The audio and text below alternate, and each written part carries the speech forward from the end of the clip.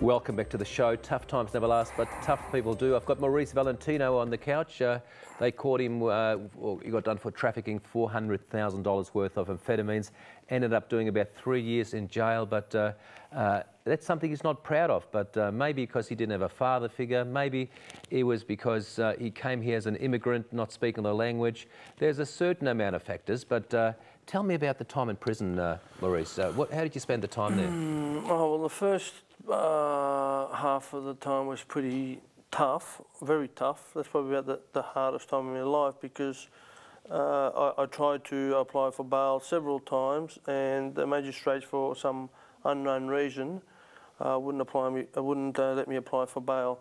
So, not knowing what the outcome would be and how much of a sentence I'd be getting, it was always passing through my mind, and it made time go really slow. And not a bad outcome though, for really when we think of karma, what comes around goes around, from all the sort of criminal activity of the past, is it? It sort of caught up, didn't it? Yeah, it all catches up. The actual taking you out of society, it gives you time to ponder yourself as a person. You look in the mirror and you can. You know, when you're by yourself and isolated, you can be a lot more honest with yourself and ask yourself serious questions like, you know, there's some flaws here that have to be rectified, and maybe there's a good reason why you're in here. That's such a good point, isn't it? Self-analysis, you know yourself, and you know, a lot of people don't know themselves. They look in the mirror and think, shit, is that me? But it's good to just look at our weaknesses and our strengths, and we're not all perfect, are we? No. And then you reflected, and I mean, you're so authentic and straight down the line. That's what I like about you, Maurice. You know, you say it the way it is. Yes. You say it the way it is. Yes.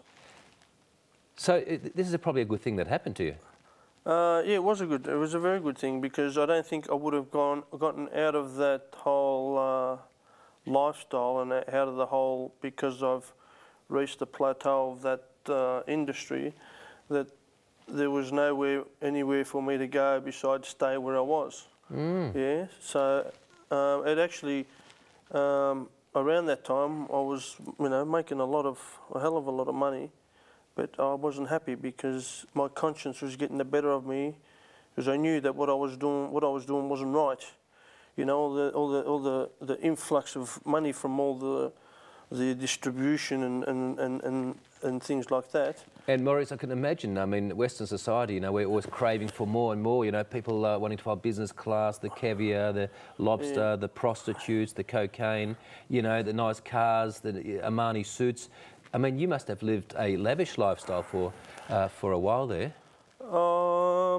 Most people haven't got yes, $100 in their pocket, but you would have had plenty of folding in the back pocket. I never kept the folding in my back pocket, because it would have just made too much of a, you know, it would have made too much. Everybody would have known the size of my you know, the fold in my back pocket, so it was never kept in my back pocket. You don't have people hanging around with blokes with money. You said at the Crown all the time, they always have their shadows there. Did you all of a sudden, when you were the sort of kingpin, did you all of a sudden have all these mates hanging on, you know, wanting... Yes, but I made myself pretty much scarce, and I did have a legitimate job at the time, and I was, you know, I was a bodyguard for a Serbian politician, and I only mingled with him and his family, and they were very, very private because of just the businesses that they were involved in. Maurice, when did you get out of prison? February the 10th, 2007. What was it like when you walked out the door? It was like a big gorilla just jumped off me back. It was a relief. I was in tears, knowing that, you know, that I didn't have to. I'd regained my freedom.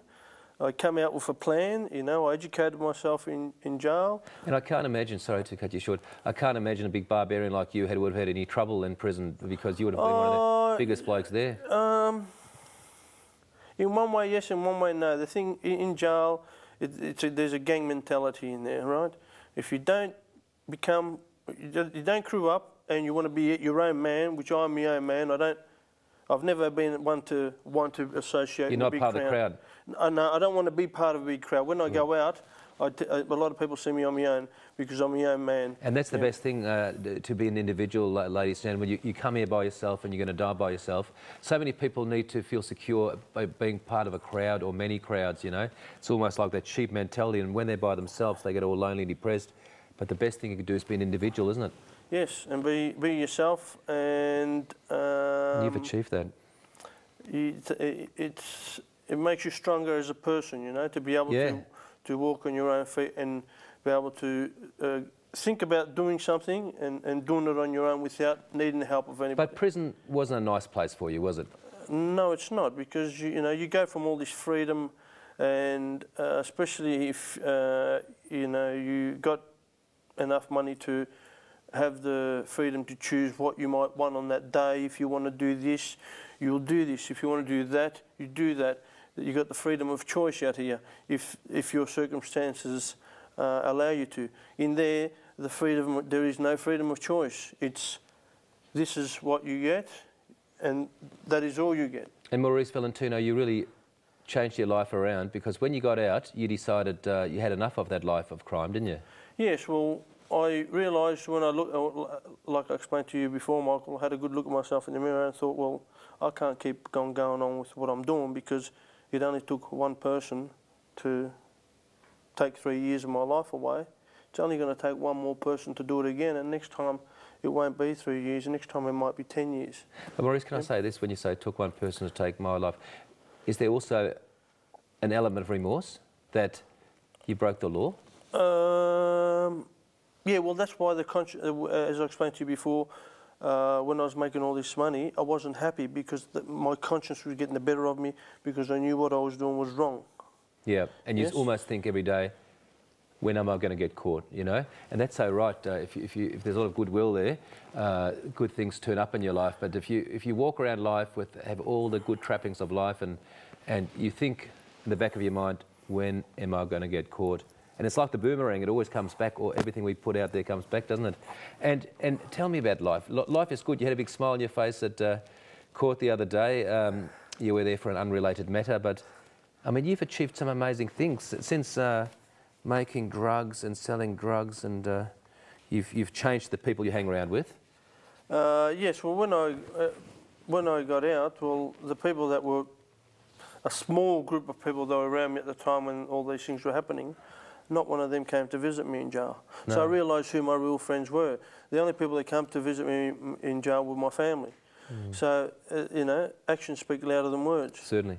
Yeah, so when I got out, you know, there was a small amount of contact with these people, but they were told how I felt about the whole situation of them not being, or not having the time to see me for at least one visit for the last 3 years. Yes. Yes. We might talk about you as an entrepreneur now after the next break. A legitimate entrepreneur. A legitimate entrepreneur. We'll be back very shortly.